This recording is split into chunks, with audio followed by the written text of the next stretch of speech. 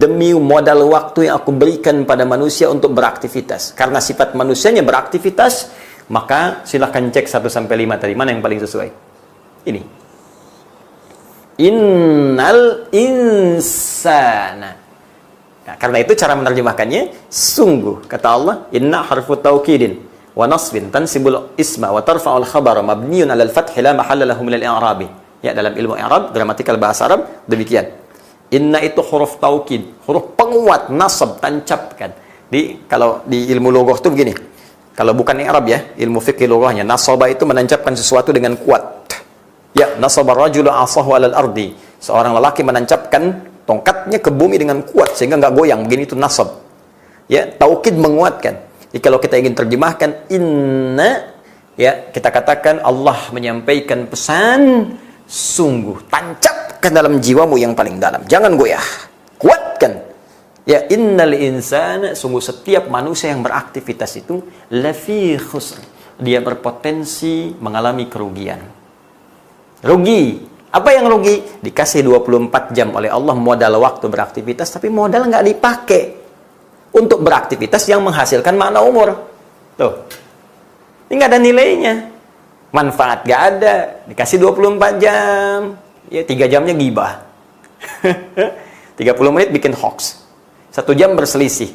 Hah?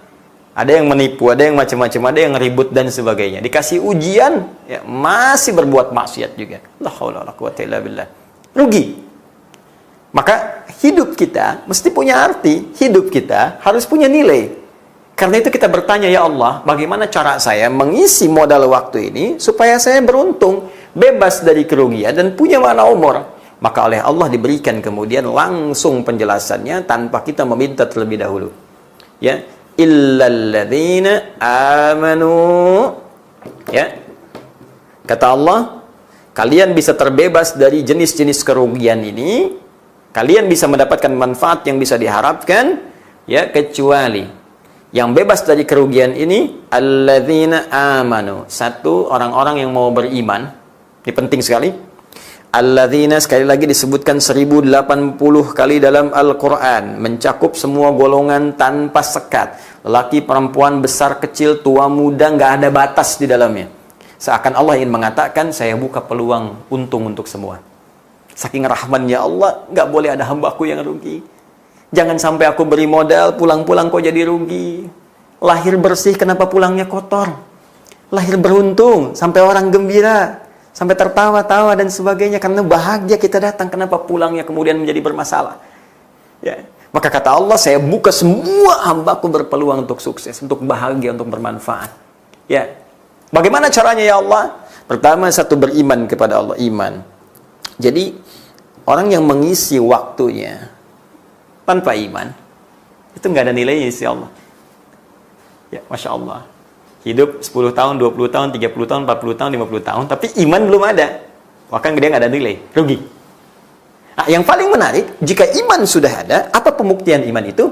Wa amilus shalihat. Maka iman itu akan membimbing pemiliknya untuk mengerjakan amal soleh.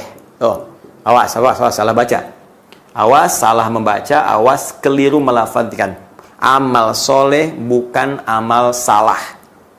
Ya, jadi orang beriman itu tipikalnya iman yang ada dalam jiwanya itu akan memberikan sinyal kepada seluruh anggota tubuhnya untuk mengerjakan jenis-jenis kebaikan. Ya, soleh itu artinya kebaikan yang diridhai oleh Allah. Ya, kebaikan yang diridhai oleh Allah Subhanahu wa taala, yang dibenarkan oleh Allah, ditunjukkan Rasulullah, itu soleh namanya. Baik.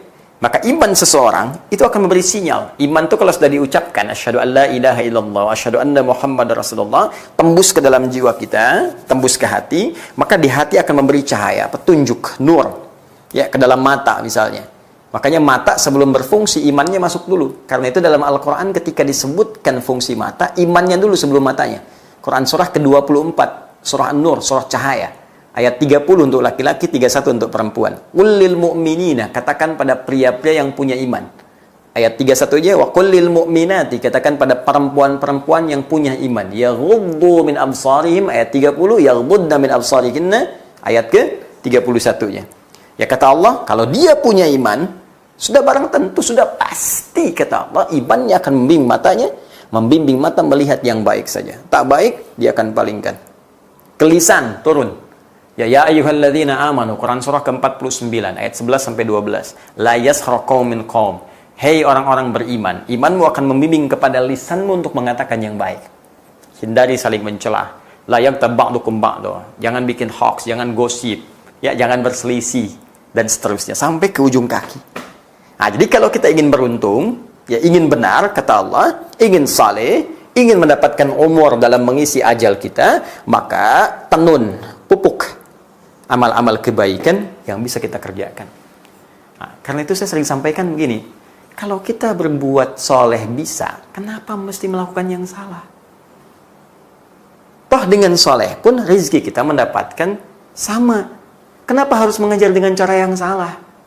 Soleh dapat 1 miliar, salah 1 miliar juga. Nggak akan berkurang sampai wafat. Rezeki itu mengiringi kematian.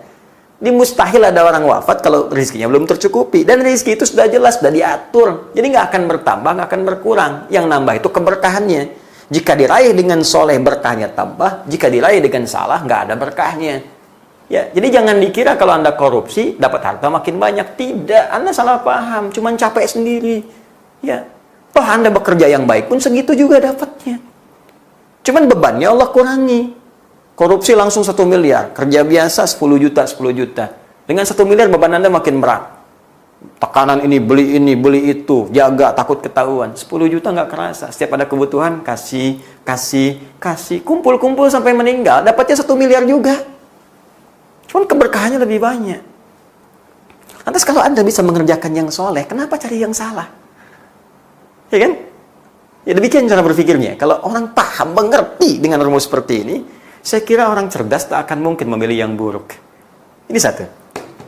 Ya, karena itu, sekarang, ini yang paling menarik, ini pun diturunkan lagi. Amal soleh tak ada batas. Bisa dikerjakan siangnya, ya, bisa dikerjakan malamnya. Allahu Akbar. Ya, dirinci lagi oleh Allah. Rinci sekali. Bahkan dari mulai fajar, silakan beraktivitas. Turun surah Al-Fajr, surah 89. Wal fajri walayalin ashar. Demi waktu fajar, ayo beraktivitas. Ya, mulai beraktivitas, datang duha, muncul surah Ad-Duha. Wad-duha wal laili idza saja. Terus sampai ke malam, lail. Ada surat Al-Lail. Coba lihat. Ya, bahkan rinci kalau Anda buka misalnya di An-Naba, Quran surah ke berapa An-Naba? 78 ayat 10 sampai 11. Ya. Wa ja'alna al-laila libasa wa ja'alna an-nahara masya Allah, bahkan atur spesifik. Silahkan amal soleh. Kalau bekerja passionnya ambil untuk siang. Silahkan bekerja sesuai passion masing-masing. Anda siapa? Anda di birokrasi, silahkan jadi birokrat. Ya, Anda di diplomasi, silahkan jadi diplomat. Anda pebisnis, silahkan. Pengusaha, silahkan, tak ada masalah. Pedagang, ada yang guru, pengajar, ustadz, dosen, silahkan. Passion sepanjang dengan itu, bakat Anda ada di situ, Anda bisa menempuh nilai-nilai kesolehan. Supaya nggak rugi. Ya, mumpung jadi pejabat, bikin kebijakan-kebijakan yang soleh. Sebab kalau jabatan sudah hilang, peluang itu hilang lagi. Mumpung sekarang harta banyak dititipkan, cari yang soleh-soleh. Makanya diberi peluang nih cara berbuat soleh dengan harta seperti ini. Ada sedekah, ada infak, ada zakat, ya, dan seterusnya. Mumpung masih ada ilmu, ayo mengajar dengan baik. Dengan cara yang soleh. Ya, jangan sampai ngajar hanya untuk dapat misalnya balasan, ya, pujian, cari jawaan, materi dunia dan sebagainya. Ukur supaya benar dalam pandangan Allah Subhanahu wa taala. Baik, siang gunakan untuk bekerja, malam gunakan untuk istirahat. Buka lagi Quran surah ke-30, detil sekali. Wah, perhatikan waktunya. Kita kan bicara zaman sekarang. Sampai detil diukur, malam buat istirahat. Wa min ayatihi, kata Allah, di antara tanda-tanda kebenaran Allah, kebesaran Allah Subhanahu wa taala, menjadikan malam untuk istirahat. Manamukum bil-laili wan nahar. Siang boleh sedikit untuk tidur siang. Ya. Tapi atofnya di situ bisa ditukar. Artinya ada orang memang kerjanya siang, malamnya istirahat, seperti nelayan misalnya. Ya, yang penting ada keseimbangan, karena semakin Anda ambil waktu malam ke siang, maka maaf, konsekuensinya bisa ngantuk berlebihan. Ya, mengambil waktu malam ke siang. Maksudnya apa? Pekerjaan Anda ditambah sampai ke atas, begadang. Ya, begadang. Tapi ada perlunya, misalnya. Tapi konsekuensinya besok dapat ngantuk, kecuali begadang yang tidak ada perlunya. Ya, maka yang seperti itu sebaiknya ditinggalkan. Ya, kan rumusnya gampang. Begadang, jangan begadang, ya, kecuali ada perlunya. Ya, baik, sudah. Sekarang kita kesini dulu. Ini kita kerjakan selama hidup. Bahkan langsung dijelaskan kurikulumnya. Ya, cuman 3 kok. Ibadah, muamalah, akhlak. Ini saja. Dan secara singkat, semua rasul yang diutus sampai ke yang paling mulia yang kita paling cintai, Rasulullah SAW, diutus untuk mengajarkan ini saja.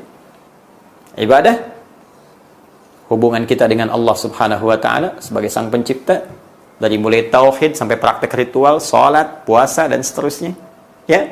Muamalah, hubungan kita dengan manusia, hablum minan nas, zonanya horizontal. Cek hubungan kita dengan tetangga, dengan teman-teman di kantor, tarik ke rumah, dengan istri, suami, ke atas ada ayah, ibu, ya, ke bawah ada anak-anak, ada cucu, dan seterusnya. Baik, bagaimana cara mengerjakan ini secara sempurna? Pakai akhlak.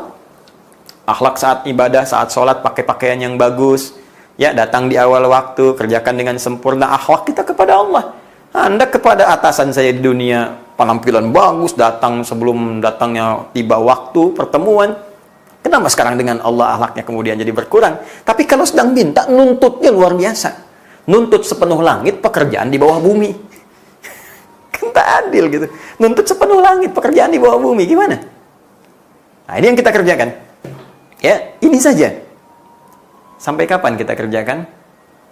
Sampai tiba akhir zaman yang pertama. Ini. Apa tanda akhir zaman yang pertama? Tanda yang pertama disebutkan di Quran, surah ke-63 ayat 10. Lihat kalau Anda detil. Aktivitas di sini 78 ayat 10, P11. Tanda pertama pun dimulai dari ayat ke-10-nya. Nih, Allah kasih contoh untuk yang beribadah dengan harta. Wa anfiqu mimma razaqnakum min qabli ay ya'tiya ahadakumul maut. Fayaqul rabbi laula akhartani ila ajalin qarib fa asaddaqa wa akum minas salihin. Kata Allah, gunakan harta yang kutitipkan untuk beramal saleh. Infak, berbagi dengan orang. Sebelum tiba berakhirnya zaman yang aku berikan kesempatan padamu untuk beraktivitas. Apa bagian pertama? Ini yang disebut dengan tanda berakhir pertama, kiamat untuk manusia yang paling awal, dan setiap manusia akan mengalaminya, sehingga sebagian ulama menyebut sebagai kiamat kecil. Ya, sebelum alam yang besar ini selesai, maka yang kecil ini muncul. Apa itu? Yang qabli ayyatiya ahadakumul maut, sebelum datang kematian. Ini yang telah kita tuliskan. Maut. Jadi kalau kita berbicara tentang akhir zaman, jangan jauh-jauh berbicara tentang kiamat besar. Habisnya alam dulu. Alam semesta. Jadi nggak usah jauh-jauh menganalisis begini misalnya. Wah, ini kapan ya kiamat akan terjadi, bumi akan hancur, tabrakan terjadi, asteroid menabrak bumi, dukhan mulai muncul macam-macam. Itu aspek jauh dulu. Yang dekat dulu yang kita pikirkan. Jangan-jangan itunya belum tiba, yang kecil ya sudah datang. Harap-harap usia panjang, maut datang lebih cepat dari apa yang tidak kita duga. Tiba-tiba kematian datang, dan kematian itu kiamat yang paling kecil. Makanya kemarin ketika kita uraikan tentang isu tabrakan asteroid dukhan itu, kan saya kutip firman Allah di Quran surah 33 ayat 63 itu. Ya, ketika Allah sampaikan la'ala sa'ata takunu qariba. Kamu banyak tanya tentang kiamat besar. Hanya Allah yang tahu. Qul innama ilmuha 'indallah. Ya, wa may yudrika la'alla sa'ata takunu qariba. Terus persiapan kamu apa kalau kiamat itu terjadi besok? Persiapan kamu apa? Kamu aja bisa meninggal.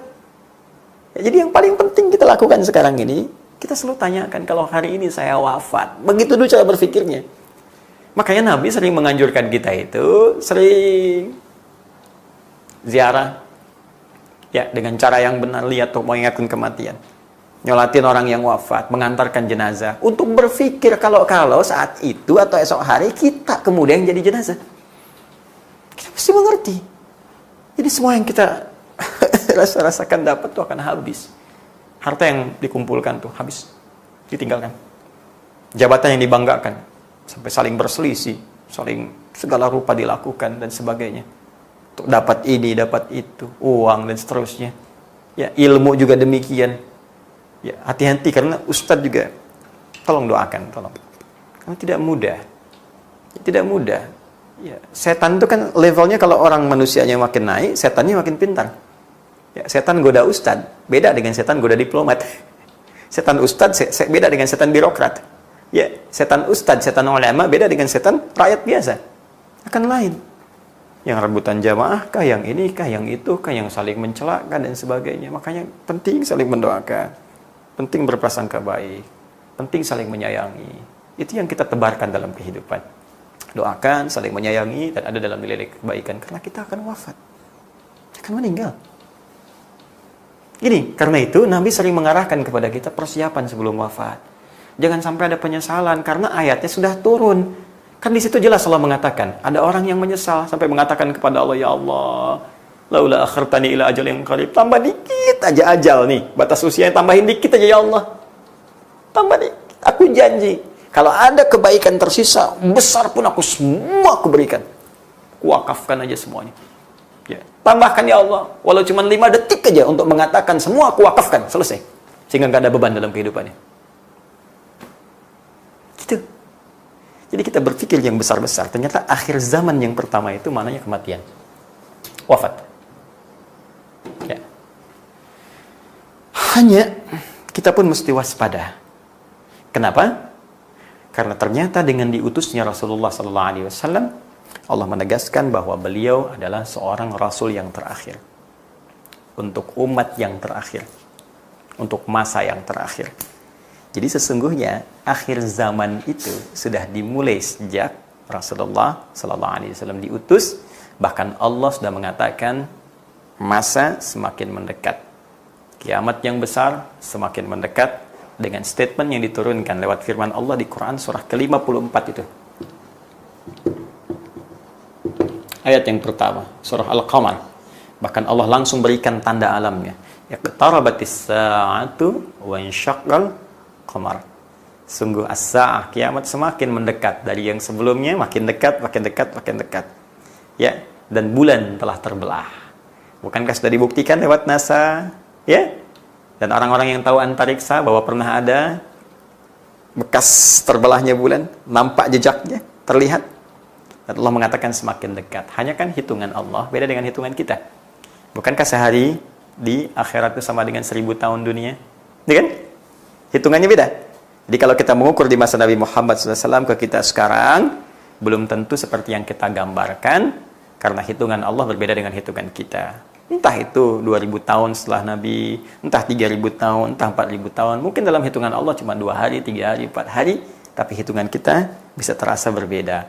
Hanya karena itulah ketika seorang bertanya tentang kapan waktunya kiamat terjadi, tidak ada kecuali tanda umum saja supaya kita mengamalkan amal-amal soleh, supaya persiapan itu bisa dilakukan dengan sempurna. Hanya yang paling penting untuk waspada, keterangan sudah jelas bahwa orang-orang beriman jangan khawatir. Orang beriman gak akan khawatir dengan kiamat. Jadi kalau ada orang panik dengan kiamat segala rupa, pada kejadian aja belum, ini menandakan imannya lemah. Iman harus diperkuat lagi. Kenapa? Karena semua orang beriman yang imannya benar, bukan orang munafik. Ingat, bukan orang munafik, yang imannya benar, Allah akan wafatkan sebelum tiba kiamat. Di orang yang beriman dengan iman yang benar tidak akan mengalami huru-hara kiamat. Ya, tidak akan mengalami dahsyatnya kiamat. Orang diangkat, bumi diangkat, segala rupa diadukan dan sebagainya. Ya ihnil manfus, seperti dilempar-lempar seperti kapas, ya, ditabrakkan dan itu. Bagi orang beriman tidak akan mengalami itu semua karena akan diwafatkan sebelum tiba kiamat yang besar itu.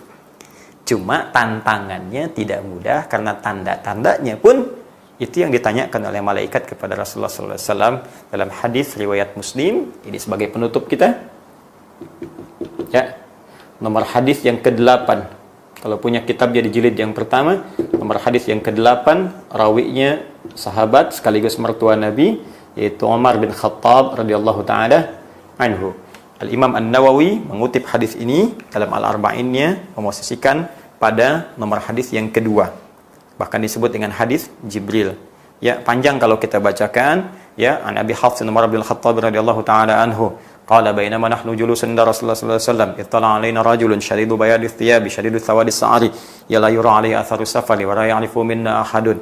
Ya, fajalas ila Nabi sallallahu alaihi wasallam wa wada'a kaffayhi ala fakhidaihi. Ya, kemudian wada'a fakhidaihi ala fakhidaihi wa wada'a kaffayhi ala fakhidaihi faqala, ya, wa wada'a rukbatayhi ala rukbatayhi, kemudian wa wada'a kaffayhi ala fakhidaihi faqala ya Muhammadun akhbirni anil Islam. Dijawab oleh Nabi, akhbirni anil iman. Dijawab oleh Nabi, akhbirni anil ihsan. Terakhir dia bertanya, matas sa'ah, kapan kiamat terjadi? Dijawab oleh Nabi, mal mas'ulu anha bi'a'lama minas sa'il. Yang ditanya tidak lebih tahu daripada yang bertanya. Kemudian bertanya lagi, terangkan kepadaku tanda-tandanya. Jadi kalau tanda ini sudah ada, itu artinya semakin mendekat. Cuma ukuran dekatnya kita pun belum tahu.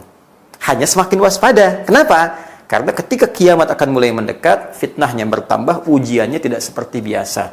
Makin banyak ujian yang bisa menggoyahkan iman. Disitulah kita penting menjaga iman kita sampai wafat sebelum kiamat tiba. Itu maksudnya. Jadi jangan sampai nanti kalaupun meninggal kiamat belum tiba, meninggalnya dalam keadaan nggak ada iman. Karena Nabi pernah mengatakan kalau ujian semakin tinggi, ada orang paginya beriman, sorenya kafir.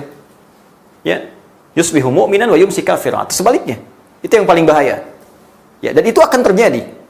Ada orang tadinya beriman tiba-tiba murtad. Ada orang tiba-tiba, ya, demikianlah. Berubah tidak konsisten. Karena itu diantara tandanya antalidal amatu rabbataha, jika ada seorang pembantu melahirkan tuannya.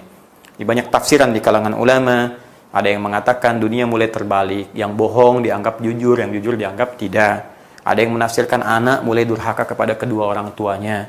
Ada yang menambahkan lagi dengan banyaknya tersebar kemaksiatan dan sebagainya. Ya, wa antaral khufata, al-urata, al-alata, ri'a asya'i yatatawwaluna fil bunyan.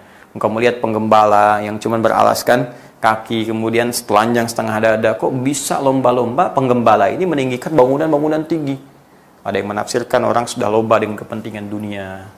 Ya, sudah nggak senang berbagi dengan sekitarannya, cuman ngumpulin kepentingannya aja, ambil terus lomba-lomba, pamer, tingkatkan status sosial, sudah nggak peduli dengan sesama. Akhirnya yang terjadi saling memakan satu dengan yang lain, seperti hukum rimba. Kejahatan mulai banyak muncul. Kalau kejahatan sudah mengisi dunia dengan sepenuhnya, orang-orang sudah nggak mendekat dengan Allah, sampai di hadis lain dikatakan zina sudah menyebar sampai orang nggak malu melebihi binatang. Sampai-sampai orang mengatakan kalau bisa jangan di sini, di balik tembok saja, karena sudah menyebarnya zina di mana-mana. Nah, kalau sudah seperti itu terlihat, ada banyak keburukan tampak. Ini menandakan pesan pertama, ini jangan ke kiamat dulu. Pesan pertama, kita harus menjaga iman dengan baik, jangan goyah, jangan ikut maksiat.